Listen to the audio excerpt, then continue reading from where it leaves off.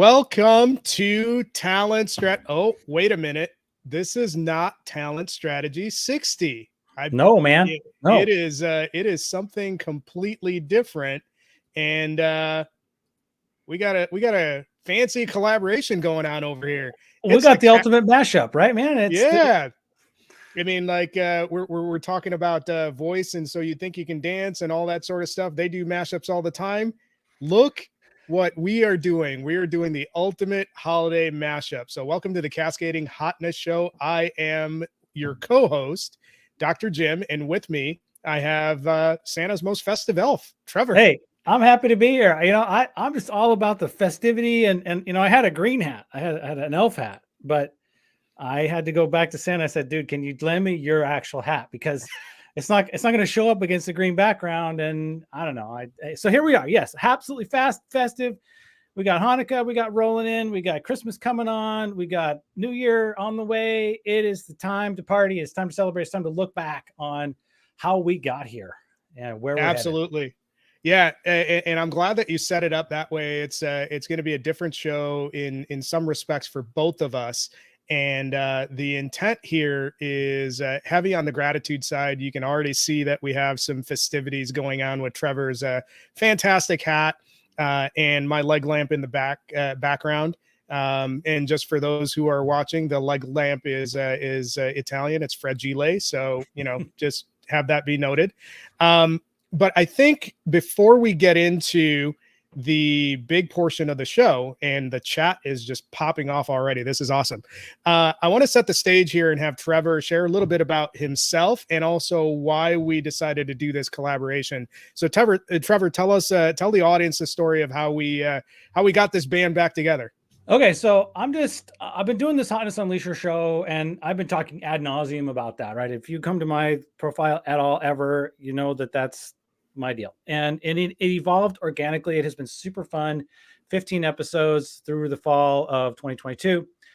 Made so many friends. And then I decided, they take a toll, right? Doing live shows, it uses a different part of my brain, at least. And I needed a break. From that coordination phase, that intensity. And so it was last weekend, whatever, Thursday. It was Thursday. There's a vacuum forming. And I'm like, oh man, I want to go live again. And then bam, you're like, hey, let's do a thing, man. Let's do a collab. And okay, like twist my rubber arm, seriously. And so it has been fun. I have been excited about getting together with you. I announced you as one of my Hotness Unleashers because just how engaged you have been with me and how we've kind of gotten to know each other over the past few months and how much fun that has been and how much learning I have gotten, just by following you and kind of what you're about and what you're doing. I do have a day job. I work for Infused Media and I am in the demand generation space. So we provide services and all that, but that is not what this space right now is about, right? It is about looking out, not looking in, looking at how other people have really, had an impact on us and taking a moment to just, call it out and celebrate it and say, thank you. That's why I'm here. That's awesome context, Trevor. And thanks for sharing that. And there's a couple things that I want to add into what you said. One, it's focusing outwards and recognizing the people that have made an impact on us. And this is in our little corner of LinkedIn creator land. It's our version of the awards show. And specifically what we're focusing on, Trevor and I are relatively new to the content creation space. Trevor's actually more veteran at this than I am. I actually didn't start content creation in any broad terms or broad way until this time last year. So Trevor and I would have never hooked up or gotten on each other's radar if we didn't start, pushing content out. And both of us have different content pillars that we focus on, but essentially it's all driven by the intent of educating and inspiring those around us in the ways that we choose to do it. So this show, yes, it's a festive show. It's a recognition show. It's not about us. It's about the people that had the most impact on each of our networks in terms of how our content strategy was formed and sharing their stories and what they're about with the intent of anybody that's joining us on the show being able to go ahead and connect with them on LinkedIn. And, if you're trying to figure out how do I even start this content arm of what I need to be doing as a professional, well, you can't have better mentors than the 20 some odd people that we're going to list off. No kidding. No kidding. Hey, I want to tell one quick story before we roll into this. And that is about the leg lamp that you have, right? And I have an opinion on this. I have a point of view, and I don't know, and I want to put it out there because I don't know how many people look at the Christmas story in the way that I do. So when I became a dad 23 years ago, and I started watching the Christmas story year after year after year, what came to me was this Christmas story is as much a story about Ralph as it is about the dad, right? And you think about that. You think about that movie from the perspective of who he was and what he does and how he behaves and how he's kind of treated in that whole thing. And he's kind of a buffoon, right? He's down there working on the furnace and stuff. But guess what? He's working on the furnace. He's down there. He's like working on it, and he's swearing. And I don't know how many dads have not sworn at their furnace. And in fact, I've got a guy here working on mine right now. And in the end, right? In the end, you think he's not paying attention, but he was paying attention the whole time, right? He delivers, right? He brings it to Ralphie at the end, and he's there and he's present and he's always around. And then the dogs come and they steal the food. And what does he do? He doesn't freak out, right? He pivots, right? He finds a solution. He moves on. And I just love that about that movie. And I would just encourage anybody who loves that movie, if they haven't seen it yet this year, take a minute and just look at it through that lens. Because when I do that, I have a lot more fun with it. So anyway, there you go. There's my story. Love the leg lamp. Love that whole movie. Love the whole thing. So let's get started, man. No, that's great stuff. And I just dropped a comment in the chat for those of us who are catching us on the LinkedIn stream. Feel free to drop in names and contact info of people that have impacted you, because the intent of this conversation is to help all of us kind of get better at the points of view that we want to share in the marketplace, and also spotlight those people who are making an impact from a content creation perspective. So with that being said, let's get the show on the road, man. Sweet. Right on. So I guess I'm first up, right? Yes, you are. And I think you have got, there you go. Perfect. Okay. So let's kick off the show. So this is in no particular order, and Trevor and I are going to be switching off from person to person. But the first person that I want to recognize is Leslie Vanetz. And for those of you who are not familiar with Leslie, she's a friggin' powerhouse. We're talking like 3-4 time head of sales, and she was in corporate world as a sales leader. And now I think earlier this year, she switched off and branched off into her own business, sales team builder. But what I really liked about, there's a lot to like about Leslie, but I think there's a few things that stand out. Absolutely fearless, and will call things out and be an advocate for any number of people that typically don't get to be seen or heard within the sales context. So that's awesome. But the other thing that really stands out about her is the depth of her content. From a sales effectiveness and enablement perspective, it's friggin' phenomenal. She's on a number of channels. You can always find her on various podcasts. She's actually been on the Cascading Leadership podcast as well. But one of the things that came to mind when I first ran into Leslie on LinkedIn is that she had this phenomenal list of top 50 or top 75 sales influencers, and I'll use influencers with air quotes, but salespeople that you should know, sales professionals that you should know. And what stood out about it was that it was so representative across the entire spectrum of diversity.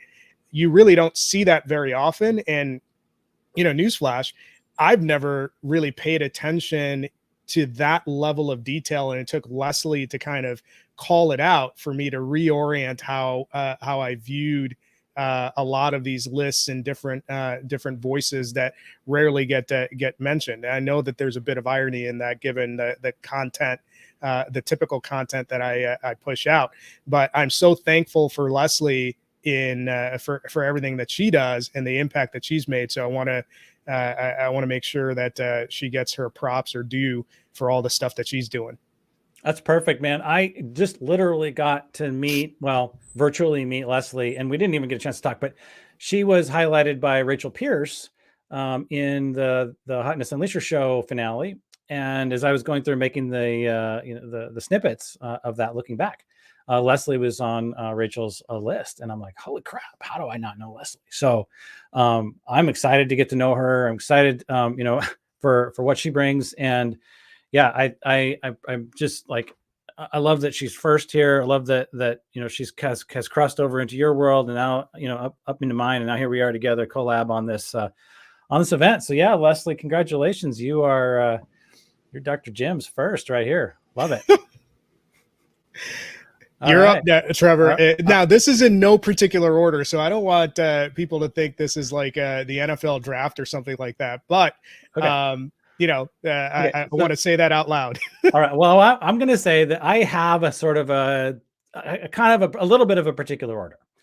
And so when Jim and I, we came to this, and we sort of had our own approach, and we do have our own approach. So for me, the order that I'm going to present is in kind of chronological, slightly. So this first person that I'm going to highlight here actually came into my world late last fall, so about a year ago, and then really stormed in, and it's Jamie Barnett. And if you don't know Jamie, I got to say, holy cow, hold on to your seat, because she is right there. And she's got this dog named Walter, and Walter's always, cavorting around and saying funny things. And so she's got a sweet angle on that. And then, but she also has the experience and kind of the background, and has led enough organizations from a marketing standpoint that her credibility is just simply off the charts. And so last February, give or take, she actually put together a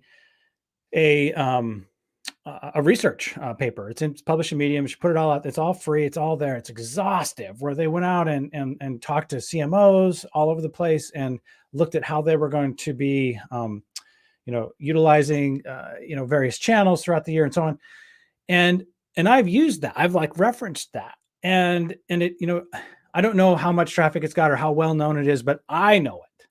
Right. And it has been valuable to me, and I've been able to drop it into various conversations and stuff. And it makes me look like a hero, because it makes me look, I'm informed and I know what's going on. And I always tag Jamie, and sometimes I get it right, and sometimes I get it wrong, and she'll jump in and correct me and all that. But what I appreciate about Jamie is just how engaged she is, how, she takes my input seriously, how she'll give me some feedback, and, will engage with me one-to-one as a peer, right? Not as just like I'm, I know everything about marketing, and that's what it's all about, right? We're just out here trying to make it work. And yeah, I have been better for knowing Jamie, and I'm thrilled that I got to know her, and can't wait to continue to see the work that she's putting out.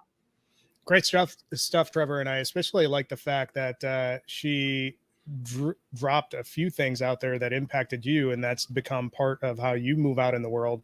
And that's that's actually in keeping with a lot of the themes that we talk about on my show, where it's all about leveraging collective intelligence to make everyone better. So great stuff. Well, getting access to that intelligence too, right? That's a hard thing, and being able to tap it, right? And we need systems and processes to be able to do that. So I'm there with you. That could be an emerging thing for 2023. So let's see how that continues to go. All right, man. Yep. I don't want to take up too much time here. So let's go. You ready? Yep. Okay. All right. So next up on my list, we have Wesleyan Greer. Now, on her LinkedIn profile, she only goes by Wesleyan. So I've had Wesleyan on a panel discussion. I've had her on my podcast, and man, her story is awesome. And I often tease her a little bit about, she's got one name, and that's Wesleyan. That's because she's kind of like the Beyonce of sales. And she always gives me the side eye when I say that, but she's legit. Let me tell you a little bit about what she has been able to accomplish throughout her career. So she's kind of a unicorn of unicorns. So representation within sales is, kind of what it is. It's largely monochromatic. So when you look at people of color in sales, that's a smaller demographic. And then when you look at women in leadership in sales, that's even smaller demographic. And then you take it to that next step. Wesleyan is somebody who was a sales leader in technical sales, in scientific sales. So you have like the smallest segment of the population that Wesleyan represents, who was just an absolute killer in her field. And then she went out on her own and has her own practice as a sales trainer and coach. So I'm kind of like glossing over all the different things that she's done. But, I think one of the interesting examples about her background is that when she was a producer, she was in a territory that didn't produce at all. Like for 5 years, it had produced nothing. And in like, I don't know, half a year, she was able to turn that territory into the top producing territory within her company. And she did it by leading with insight and education first in the marketplace. And that's what I want to call out, is that the reason that Wesleyan is super impactful in terms of kind of the things that I talk about and what she does out in the world. Not only is she focused on training sales leaders, but she's also focused on training practitioners on how you move into the world. It doesn't have to be a spray and pray method. And in fact, Wesleyan's a perfect example of how leading with insight, leading with inspiration, leading with education can really make significant impact. So she is the next person on my list that I wanted to recognize. I'm going to just say one thing, and otherwise we are never going to get through our list in an hour. But listen, I am a former chemist as well. My bachelor's degree is in chemistry. And guess what? I got my first sales job because of that. I got into pharmaceutical sales. So anybody who's actually gone through chemistry as a bachelor's degree, I feel your pain. All right, let's move on. My next person is going to be Brandon Lee. All right, so Brandon Lee and I met, it was, it would have been around February or so of this year. And at that time, I had been creating content for at least a couple of years, and it was going nowhere, like nowhere ever. And I didn't change. I didn't have this like idea that, oh, guess what? I'm doing it wrong. Maybe I should do it differently. I didn't know what good engagement felt like. And I met Brandon, and Brandon had this really just awesome, spot on, post about what it means to engage, what it means to how that sales process looks. And I reached out to him, and we hit it off, and, we become friends. And he runs, a company that has some software that helps to kind of manage your, your outreach process on LinkedIn and how you go about doing that, keeping track of things. And at the end of the day, he's a serial entrepreneur and is just totally engaged and continues to try to push what can be done. It has been a super inspiration for me. Super inspiration. Like, he was the first guy to invite me onto a podcast and actually get me to kind of open up and talk. And I just I love his energy and his sincerity, and have, had a great time getting to know him, and can't wait to see what he's continuing to cook up in 2023.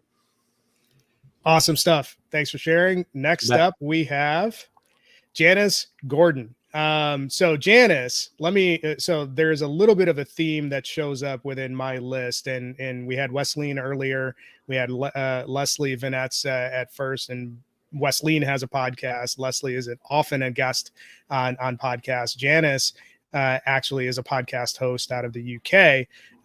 And I think if I remember correctly, she's a Spurs fan. So I won't hold that against her. But with that being said, I think what, Janice was another person that I connected with early in the year, and her approach to the customer landscape and how you actually move through the customer landscape is buyer centricity. She is focused on expanding your existing customer base, and I call it expanding your share of wallet. But she does it in a way where, again, you're leading with insight, you're leading with expertise, you're leading in a buyer-centric way that meets the buyer where they're at, instead of trying to push an agenda in terms of, I just got corrected by Janice that she is not a Spurs fan. She's actually not a huge soccer fan. I remember that from our earlier conversation. Janice, correct me if I'm wrong, but I think you're a big auto racing fan. And I think Lewis Hamilton came up in our conversation. But anyways, the big thing about Janice that I really like is that, you know, she's constantly operating in a way that is aligning your approach to where the buyer is at that given moment in their buyer journey versus pushing your agenda onto the buyer, which I think is phenomenal. It's great advice for any seller as we head into 2023. So if you're looking at doing things differently to get better results, take a look at your entire buyer universe and ask yourself the question, how can I create conversations that are meaningful and build relationships that are long lasting? And that's really the perspective that I got from Janice. I love this, man. I'm going to just say one quick thing, and it's that this buyer's journey in the story, in these stories that we tell about what the challenges are we as sellers and marketers face in our various markets. The buyer's journey is a big villain, if you will. And I hate to use that word, but because it is what it is. It's neither good nor bad. It's just but it is that thing that we have to deal with, right? It is chaotic. It is self-directed. And as organizations and as sellers, we want it to kind of go in a certain way. And how are we going to adapt to that, right? That is just like, we have to. So yeah, Janice, if you're onto it, I'm there with you. I'm 100% down with that. All right. So moving on, I'm going to announce Carrie Gard right now. So Carrie Gard came into my world because I was trying to find people who were on podcasts or who were just kind of out there with a voice. And Carrie runs her own podcast. And it's this, I get too excited sometimes and I can't talk, but I ran into her. She was interviewing a couple folks from WatchGuard Technologies. I was excited about that. I was listening to that, and I was like, okay, I got to start at the beginning of the season. And I started to listen to it. And Carrie, and as I started to engage and I started to report on what I was learning from her podcast and from her guests, and doing that in a public way, Carrie was like the first person who came back and reciprocated that recognition. Right. So she came in and just said hey, guess what? Nobody has ever featured my podcast in a post before. This is great. And that felt really good. That felt really acknowledging. And, not every marketer wants to talk to sellers. And so there was that cool factor, and I appreciate it that she heard me. She didn't feel threatened that I was going to try to, subvert her buyer's journey or whatever. And we hit it off. Right. And we have been friends now since, I guess, March or April or whatever it was. And, in fact, it was just, I was putting this slides together and I was really thinking about who influenced me most. And I ran into her on a live show at 6 a.m. I think it was just a couple of days ago with Mason Cosby. And it was so fun just to I know both of those people, right? I know her, and I could listen to her, and I knew her story. I knew that she's relocated to Guernsey and her whole thing. And she's running a virtual marketing agency and all that. So I just wanted to say thanks to Carrie for being present, for influencing me, heavily on how to reciprocate. And so that was a big deal in terms of how I evolved in terms of my approach throughout the rest of the year. So there you go. Thanks, Carrie. So I want to chime in real quick on something that you said, Trevor, and I think there's going to be a lot of themes that evolve as we get through our list. And if you can pull up the next slide, that'd be great. But I think one of the things that you're noticing if you're listening to us out there is the level of generosity that exists within the broader LinkedIn community. And that's really one of the key things that I wanted to get across or get out, or we wanted to get out in doing this show, is the depth of content and learning that we've benefited from people taking time out of their day to advise us on things that we're seeing and approaches that we could take. And I think that I haven't seen that exist in that sort of way on any other platform. So it needs to be called out. So next person on my list is Susan Diaz. So again, she's another podcaster. She's got one of the top podcasts in Canada. She's an author, and you can see her book there, Unboring. So definitely pick it out, get it if you want to think about how can I take all of my content and create a flywheel around it. And I'm specifically calling out that flywheel component because She was hugely impactful when I was early in my podcasting journey. So I launched Cascading Leadership with my co-host LB in February. And she was one of the influencers on, hey, what's the long-term direction of the show? You can't be looking at these sort of things as a one and done sort of component. You need to be looking at long-form content and how you can repurpose it. And she was part of she was a huge influence in terms of my overall sales mindset, sales and marketing revenue mindset. And it's to create that content flywheel, to repurpose it, deliver it in different ways, because your audience is always changing. And then until I talked with her, and there are other people that influence that, I didn't really connect the dots that way. I just looked at it as, hey, it's an opportunity to talk to some great people. So Susan Diaz, fantastic marketer, fantastic podcast host. I would definitely recommend getting her book and connecting with her on LinkedIn. And, you know, it doesn't hurt that she's from my motherland. So she's a Generation Zero immigrant from India, just like me. So she's one of my peeps. Nice, man. I love to hear stories like this, and unboring. It's so great because B2B is really boring. And just in case nobody's like put it together, like any marketer who I've already kind of connected with or called out on the Hotness Unleasher show, I already did that. So these are folks that in my B2B and sales marketing world who I didn't already kind of call out last fall. So no disrespect to any of you guys, and you know who you are in my tight community. So this is just a new group who I haven't had a chance to really focus on. So my next person is Danny Wolf. And Danny Wolf was a guest on Carrie Gard's podcast. And Danny just said the most amazing thing. And it was like as if we were having a one-on-one conversation. And that doesn't always happen, right? In a podcast environment. But I felt like Danny was saying to me, hey, Trevor, guess what? You have a voice and it's okay to go out and use it. Join the conversation. And I was like, oh, really? It's okay to do that? I'm a seller. I don't get to have an opinion. Really? You sure? And it was she just repeated that. And so when I commented or something, I can't remember what I said exactly, but it was something like that. And then she invited me. She said, Trevor, come and check out my podcast. And I was like, oh, okay.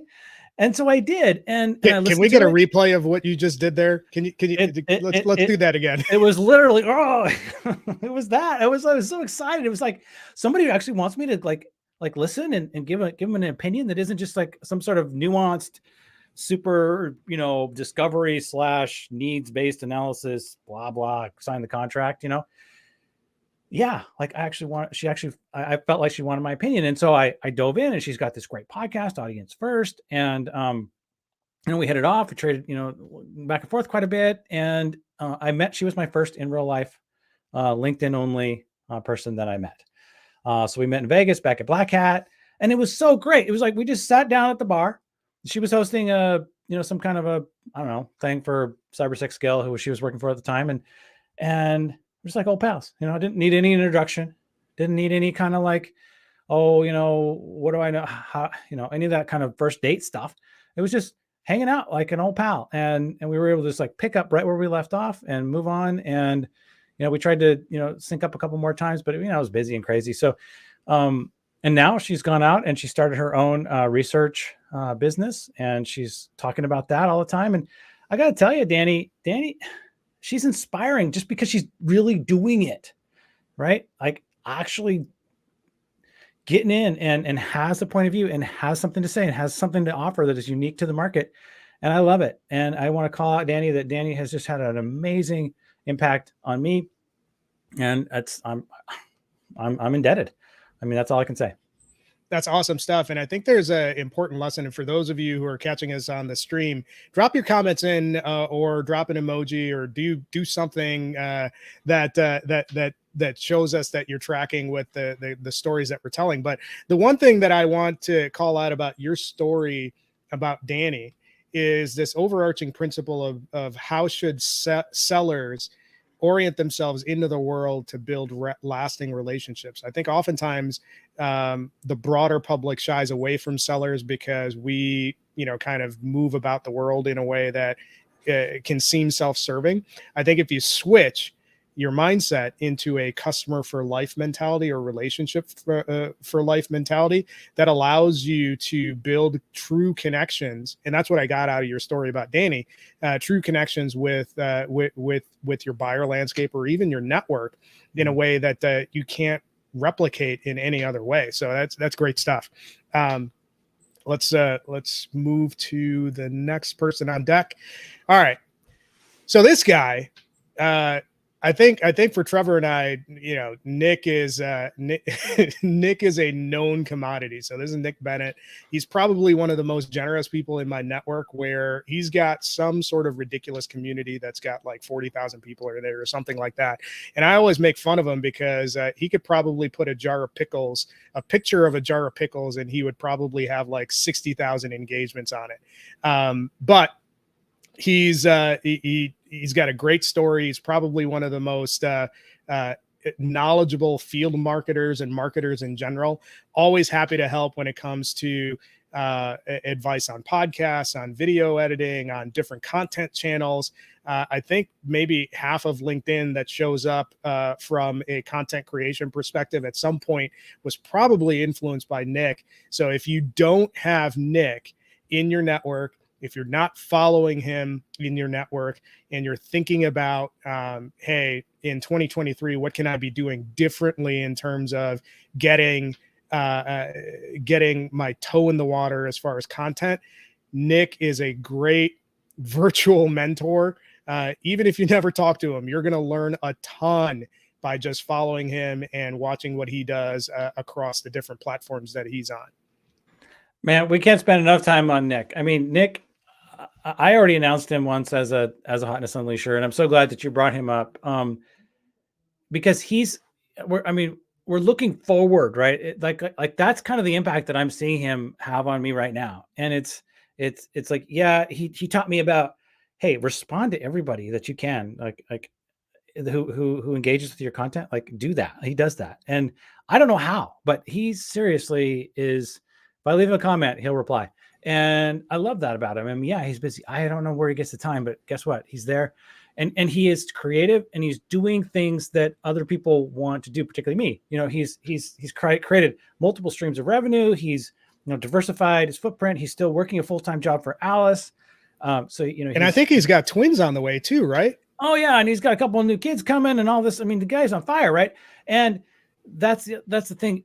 He's also sharing very specific information and details about what's coming, right? Not just what he's done, but what he's planning to do. And I love that, because and then it sets the stage for what I might be thinking about doing. So then I get some creative juices flowing too. So yeah, Nick is a no-brainer here. Just one of the top-notch dudes in our whole space. So I'm going to roll into my next one, and this is Jared Green. So Jared Green for me is one of these like boom, like sort of like a bounce sort of influence, right? So he and I have not had like this super amazing, connection. He probably doesn't even know who I really am and all when we're connected and stuff, but he is the guy who is responsible for putting the word product evangelist in my vocabulary. Period. I got interested in product marketing, and I was thinking about that. I was making these connections, and he said, "Hey, look, not to me generally, just kind of put it out there. Look, I got this product evangelist role available, and here's what it is." And I was looking at that job description. I was like, "Oh yes, I want to do that. That looks really fun. Like all this cool stuff." And in my heart of hearts, I am a seller, and my DNA has mutated and stuff, but I liked a lot of what he put out there. And I wanted just to kind of say, hey, Jared, you didn't even know, man. You did not even know that by putting it out there and encouraging me to like, take a look at it. Hey, this is cool. This is cool stuff. Don't be afraid. It had a huge impact. It really, truly did. And, maybe we'll cross paths in a more intentional way down the road. But for the time being, I just want to say thank you for bringing that into my world in a big way. All right, moving on.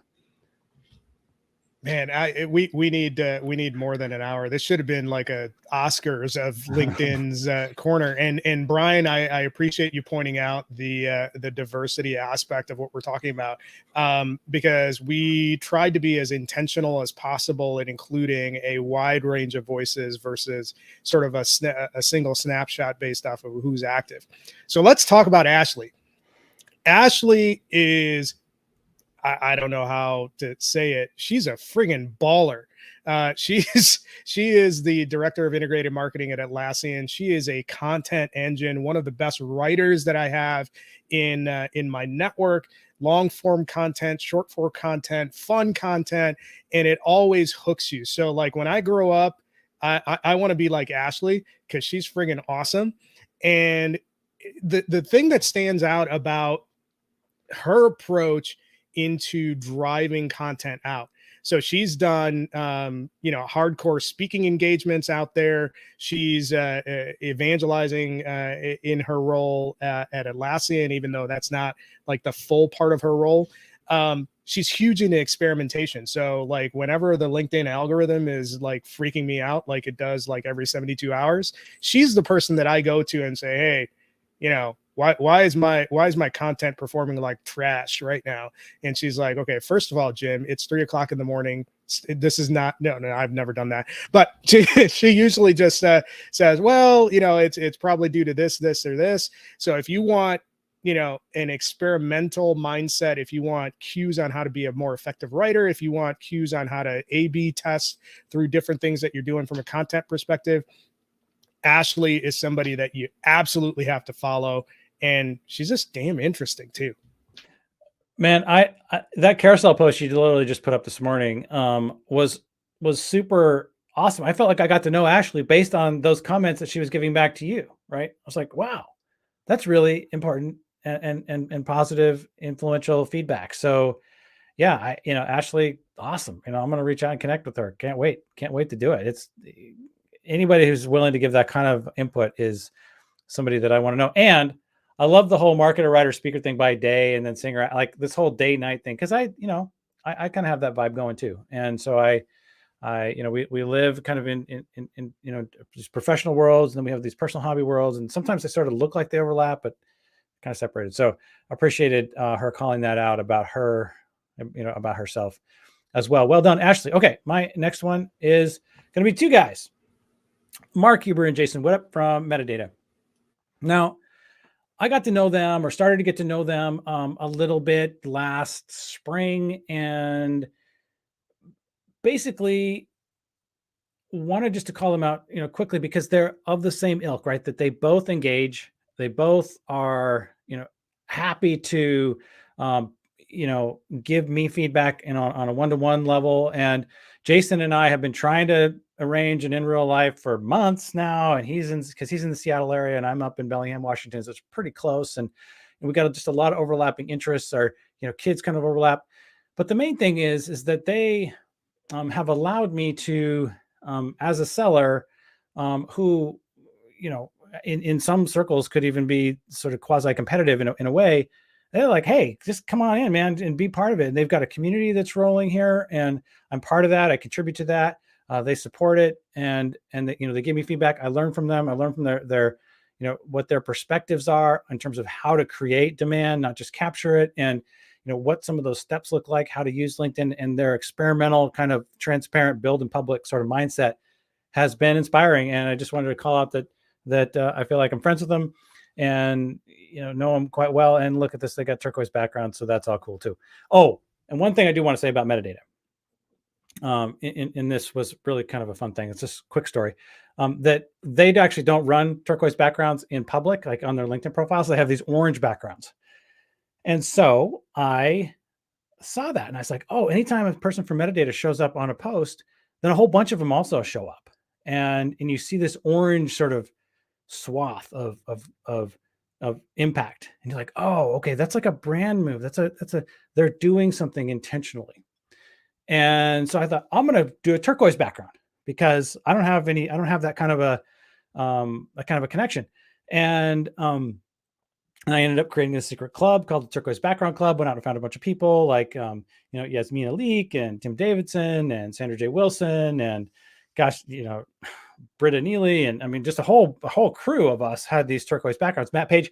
And we were able to kind of go around and see each other. And that felt cool. It felt like I had created some allies and all that. Now, it was a loose group and it sort of fizzled out, but still it was really fun. And I wanted just to, say thanks for inspiring and thinking kind of that up as a thing to do on LinkedIn. All right, so keep on trucking. Let's keep rolling here. All right, you're up. All right, so I think before we get to this particular profile, I want to point at something that you just mentioned. I think what you were referencing and what Metadata did in just with their background stuff was just creating a community. And I think that's going to be important. And actually, Leslie Vanetz pointed this out in one of her earlier content pieces, that's going to be one of the things that you need to pay attention to in 2023 is micro communities. And it could be as simple as, hey, here's a group of people that are going to be doing something differently from a branding perspective. So that's how it caught my attention when you mentioned that, Trevor. So Steve Watt, dude, this guy is legit. He's the director of marketing at Seismic. And I met him probably about a year ago at a virtual conference, and he was putting on a session. And since then I've had him on my podcast, and I'm regularly when Ashley of Atlassian isn't around, I'm usually pinging Steve about this stuff. But one of the phrases that he said that was profoundly impactful for me in this presentation was really connecting what the buyer is going through. And I'm going to paraphrase what he said. He said, being a buyer is extremely difficult. You have all of these people who are trying to finagle their way onto your calendar, and it's all about what they want. And it creates a level of noise from a buyer's perspective that just pushes sellers away or pushes buyers away from sellers. And, and I'm trying to summarize like a 60-minute session that he gave. But what he said is sellers, if they want to remain relevant in the world of work going forward, and especially from a B2B perspective, they need to shift from thinking about what's in it for themselves and instead focus on how you're educating and inspiring the world to move towards you. If sellers take that position of education and inspiration and driving that into the marketplace, you're going to find that you're able to have so many more impactful conversations across your buying universe than you have right now. So rather than pitch slapping your way to try to fall into the 3% of the marketplace that might be in a buying cycle right now, focus on educating and inspiring the world around you, and you'll be surprised at the quality and depth of relationships that you'll build because you're moving in the world in a way that serves the interests of your buyer versus serving your interests. So thank you for attending Steve's TED Talk, but that is why you need to follow that guy. He's going to be a game changer if you're a seller in terms of how you drive content into the world. Awesome. I can't wait. And this is recorded, so I go back and we can just, we can send a summary of Steve's talk to him and make sure that he gets it. And he can chime in and correct as needed. But that sounds totally on point with really everything that's being held as truth right now. And if anybody's paying attention, you're on it, man. I mean, totally. I can't wait to get to know Steve better going forward. All right. So mine is going to be Christina DeRoca. And I want to call out Christina here. And she works for Riverbed. She's a demand generation marketer.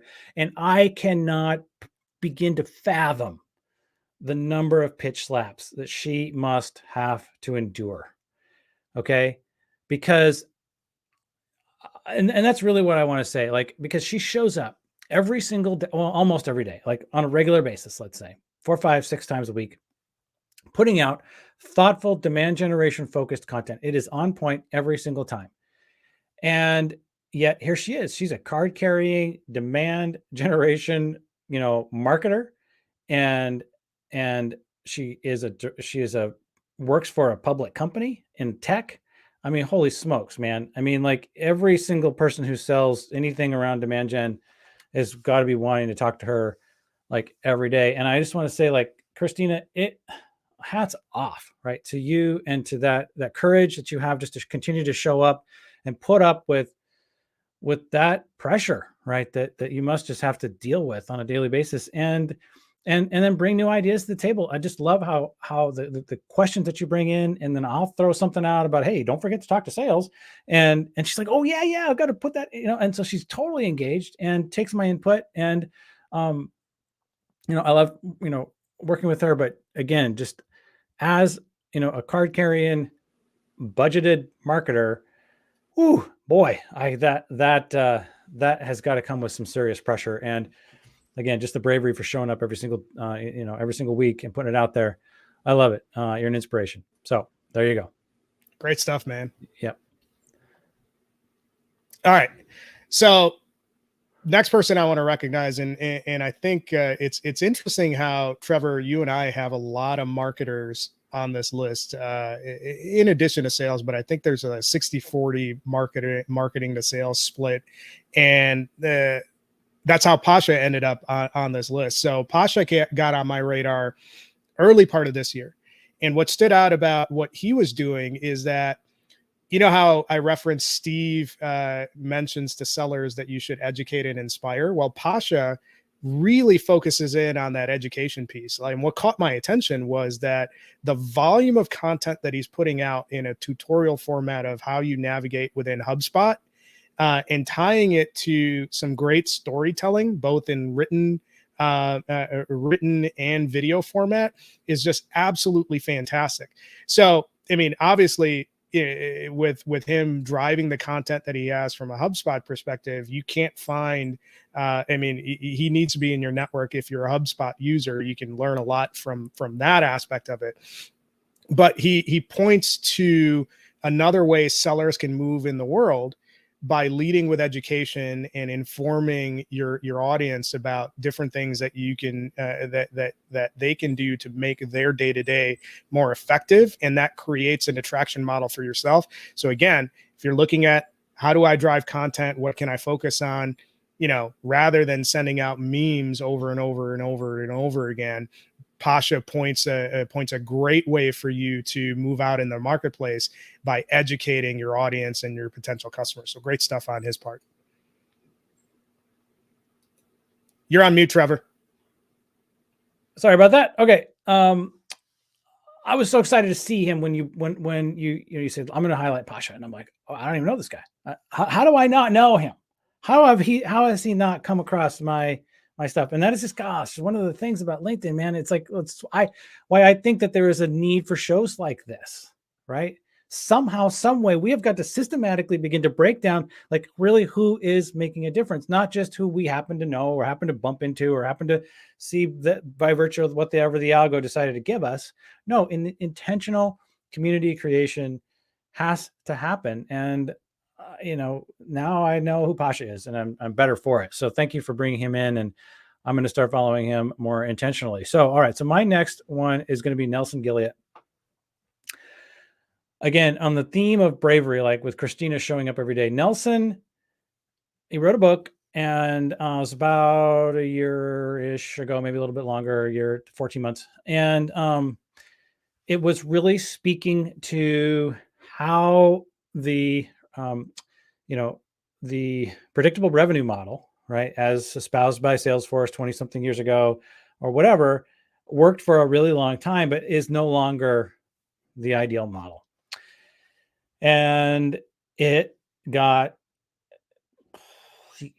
everybody dug it, right, at the end of the day. And it called for a repurposing of the SDR into the marketing organization, and to name the SDR as a marketer, as doing a marketing function, and to, among many other things, and some ideas that are really super solid. I just and really thinking about, like, okay, how do we name what this is, what they're actually doing, and then in that context do better and do more of, like, what he calls good marketing, and he kind of gets into what those tactics look like and so on. But he doesn't have a bajillion followers, but he should, and I think it's because some of these ideas are upsetting, right? In some ways, right? Because, people are like, oh, that's my job, right? That's what I do. I am a cold caller, right? And I'm proud of that, and I'm good at it, and I like it, and it's fun, and I get paid to do that, and I'm productive.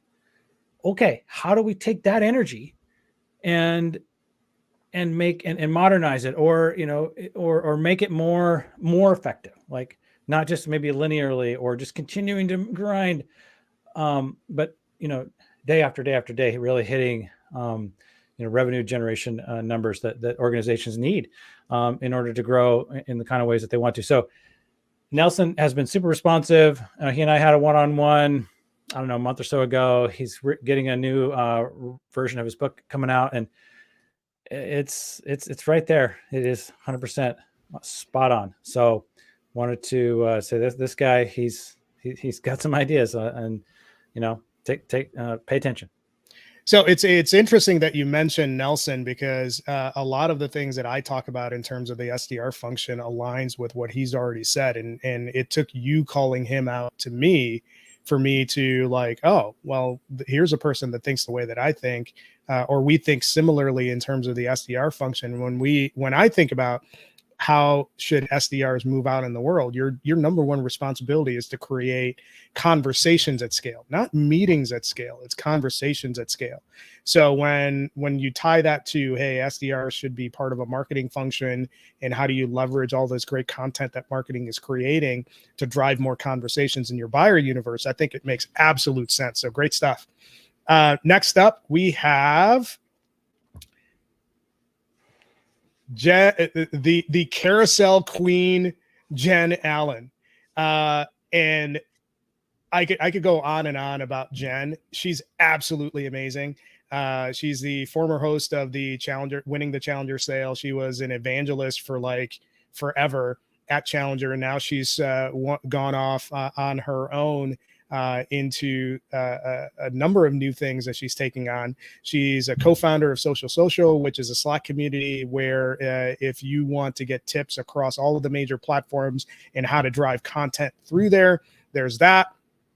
Absolutely, like one of the strongest strategic, complex sellers that I have in my network. And I would put her expertise in terms of how to navigate a complex sale up against anybody. She's got great insight on that front. And again, I could go on and on about Jen. Definitely connect with her. She's going to be definitely impactful in terms of how you move into the world as a seller. And certainly if you're a sales leader and you're looking for somebody that you want to come speak on your sales kickoff, she's starting off that product line too. So definitely connect with Jen. I am definitely connected to Jen and anybody else who isn't. And the thing that I don't know her as like this super Uber seller, product evangelist. What I saw of her, or have seen, my experience has been like, she's a great live streamer, right? She has a great product that she's putting out. And so it inspires me. Okay, if I'm going to do that, I'm going to do live streaming. I got to do better. And she sets a bar, and I'm thrilled with that. So happy to know her and continue to follow what she is putting out there and get better. Get better. Okay, I'm going to bring in a new name here.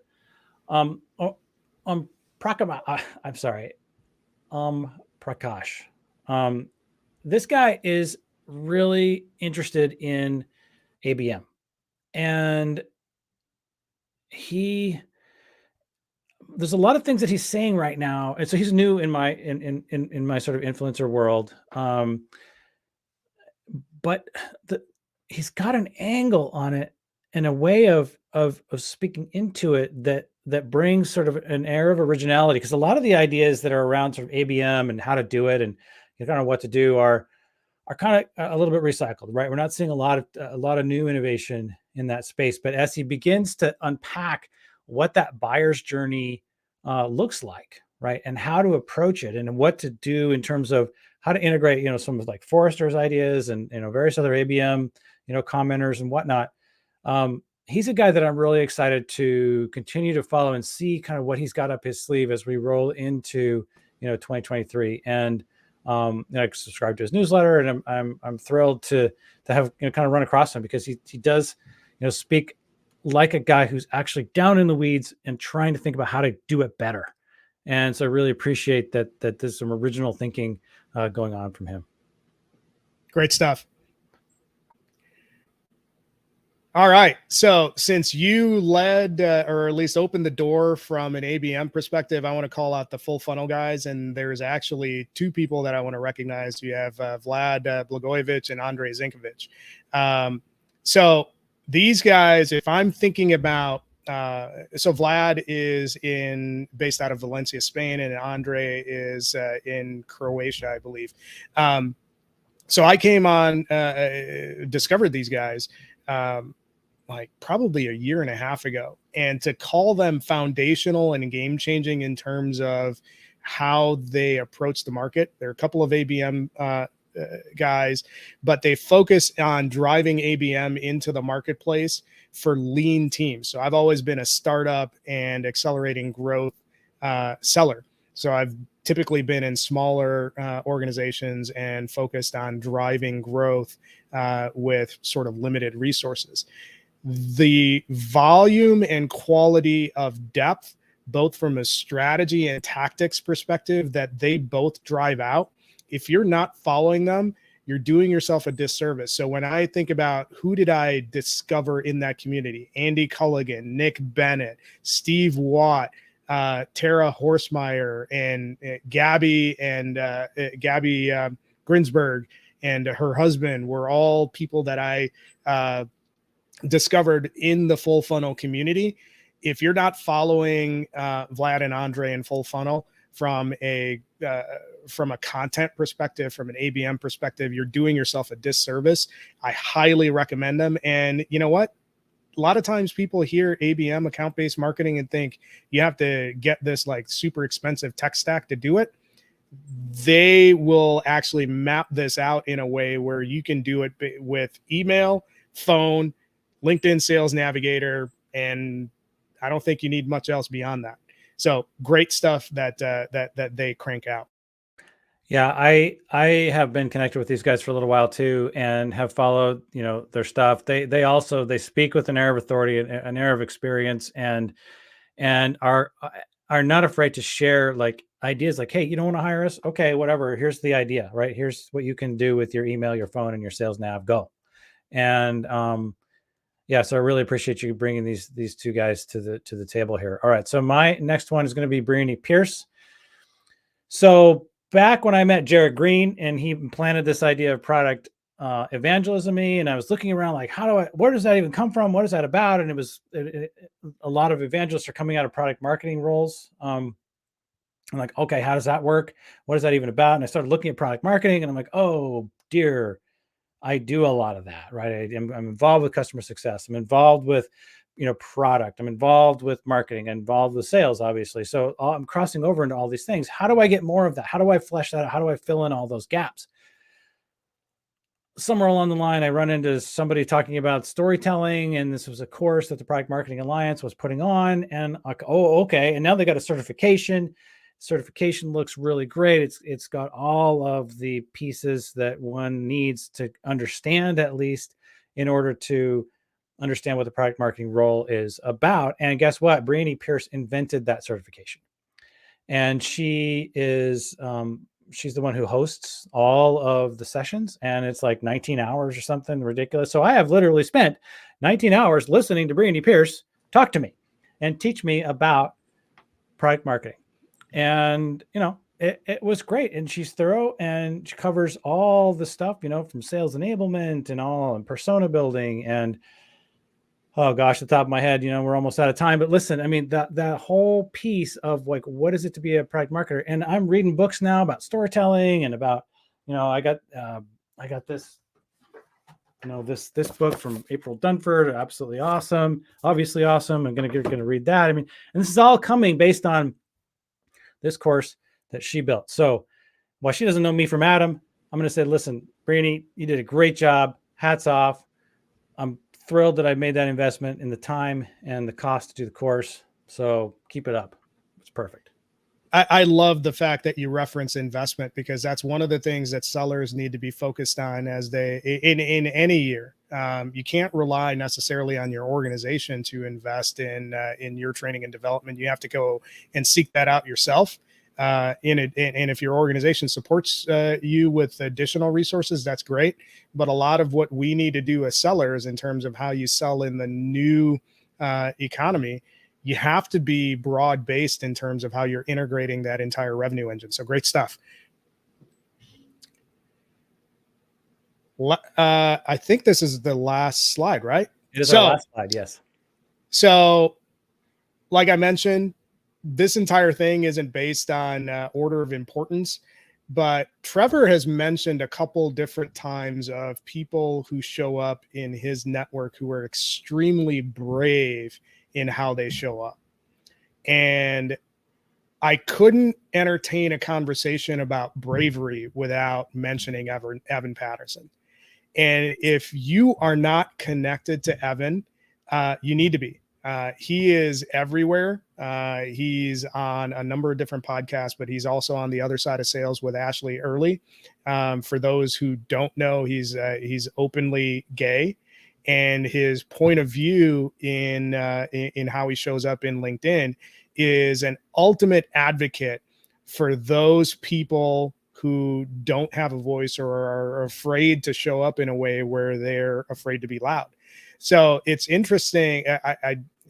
This wasn't planned, but we opened the show with Leslie, who's an advocate, even though she doesn't necessarily have to be an advocate and ally for those folks who don't have a voice. And we're closing with somebody who is an advocate and ally, and Evan and Leslie as well. You have to deal with kind of the slings and arrows that come with being an advocate for those who don't have a voice or who can't speak up. And this is what I appreciate about what Evan does on a day in, day out basis. And don't get me wrong, he's extremely fair in how he shows up, and I think everybody that we've listed off is extremely fair and generous with their time and their views and how they help uplift people. But what I like about Evan, and I wish I had a little bit more of this in me, is that he's not afraid to come at you if you're out of line.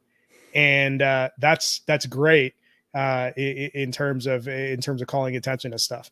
So Evan is definitely somebody that you need to follow. You can learn a ton. I've learned a ton from him in terms of all the different marketing stuff that he does. He's got a phenomenal story. I could go on, but you get the idea. And I know Evan too. Evan actually came into my world by virtue of, him showing up as I think he was just he was commenting in a Brandon Lee podcast, or he might've been called out, something like that. And so he and I had a coffee chat and kind of got to know each other a little bit. And yeah, I've had the same experience with Evan. Now, Evan and I don't agree on PTO. Evan thinks that all companies should have unlimited PTO, and my opinion is that it's different from that. I think that's because you're the Grinch that stole Christmas, Trevor. Apparently I'm the Grinch that stole Christmas, because frankly, I think that the unlimited PTO idea is rife with abuse against employees. Right. Against employees. Interesting. Yes, yeah. The experience that I would be afraid of is oh, can I take a day off? Not just to maybe my manager, but to my peers. Right. And so you have this thing where I'm actually not taking it.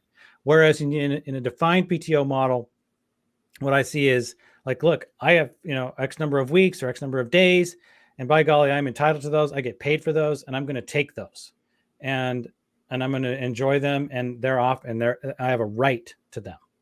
And no, that's fair. That's fair. That's and he does not agree with me. He thinks I'm crazy, I'm grinchy, I'm old and outdated. And so fine, you're great. Guess what? We can agree to disagree, and his experience is his and mine's mine.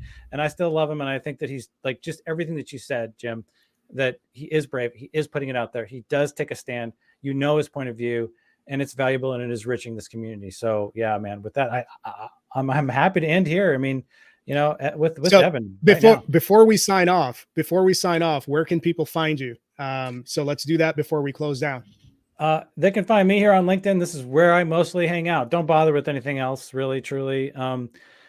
I'm developing a very strong point of view on the value of a business page and what that actually means. And it's going to be fairly different than what it actually, what we think it means and so that's coming, right? But it's at Hotness Unleasher Studios. That's the business page, but just Trevor Van Woerden. You can find me. I'm busy. So yeah, I'm always here. So this was a lot of fun, man. I appreciate you biting the bullet and jumping in feet first. This was a lot of fun to do. We gotta think of other ways that we can collaborate. But for those that joined us on the stream, thank you for all of the comments. I want to especially recognize every person that we recognized on the show. There were so many people that we could have included, but time is limited. And I'm sure that Trevor is going to be cranking out a great carousel, so keep an eye out for that. For those of you who joined us for the first time, thanks for showing up. And in terms of where you can find us going forward, you can the new season of Cascading Leadership as well as Talent Strategy 60 is going to launch in January of 2023. So keep an eye out for that. You can always find me on LinkedIn. Happy to assist however we can, and looking forward to a great 2023. Have a good holiday season, and we'll catch you on the flip side. Thanks, everybody.